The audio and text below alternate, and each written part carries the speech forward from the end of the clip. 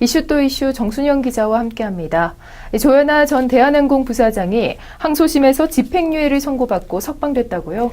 네, 그렇습니다. 일단 오늘 카메라에 비춰진 조현아 전 부사장의 모습은 굉장히 초췌한 모습이었습니다. 바로 네. 석방이 됐기 때문인데요. 일단 그동안 재판장에서 여러 가지 감동적인 그런 말들을, 어록들을 많이 남겼는데, 석방된 자리에서도 이 카메라 앞에서 국민들에게 한마디 좀 남겨줬으면 어떨까 이런 생각 들었는데, 그냥 얼굴을 가린 채 바로 귀가를 하는 모습을 볼 수가 있었습니다. 일단 1심과 2심의 판결이 바뀌었습니다. 이렇게 판결이 뒤바뀌게 된 것은 항로 변경죄에 대한 해석이 서로 달랐기 때문인데요. 2심 재판부는 항로에서의 이동이 아니다라고 판단을 해서 바로 이 집행유예를 선고를 받았습니다.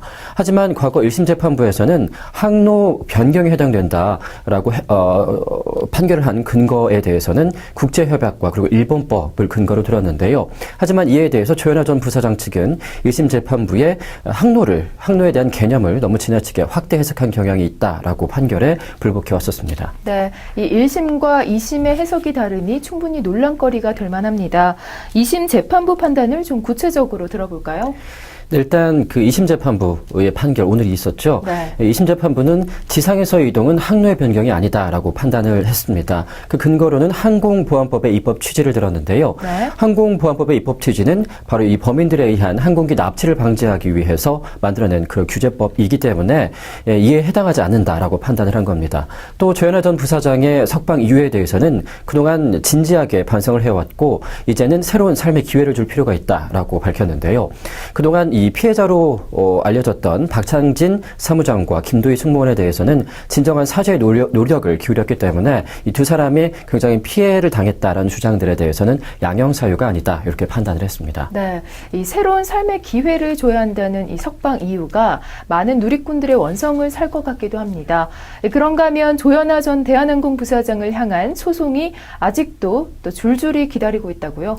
네, 그렇습니다. 일단 검찰에서 이번 조현아 전 부사장의 소송에 대해서 굉장히 열심히 준비해 왔었는데요. 네. 그리고 아주 큰 이슈가 되었던 사건이기 때문에 검찰에서는 이번 항소심에 불복을 해서 다시 대법원에 상고할 가능성이 큽니다.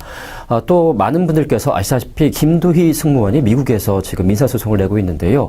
만약에 이 소송에서 징벌적 손해배상이 인정이 된다면은 아주 천문학적인 금액을 배상을 받게 됩니다.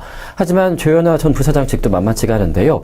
과거 워터게이트 특별검사팀이었던 그 리처드 벤 베니스테 변호인을 대리인으로 선임하는 등 여러 가지 만전을 기하고 있는 상황이기 때문에 굉장한 소송이 될 것으로 예상이 됩니다. 네. 또 박창진 사무장 역시 이 미국에서 다시 한번 민사소송을 낼 것으로 보입니다. 한 500억 원대의 손해배상 소송을 낼 것으로 보이기 때문에 금액들을 하면 정말 천문학적이다 할 수가 있겠습니다. 네.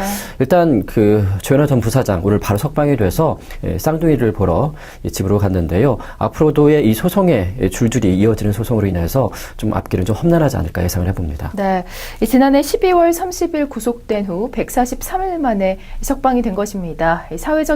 사회적으로 큰 무리를 빚은 데에 대한 치열한 자기 반성의 시간을 가졌을 거라 믿겠습니다.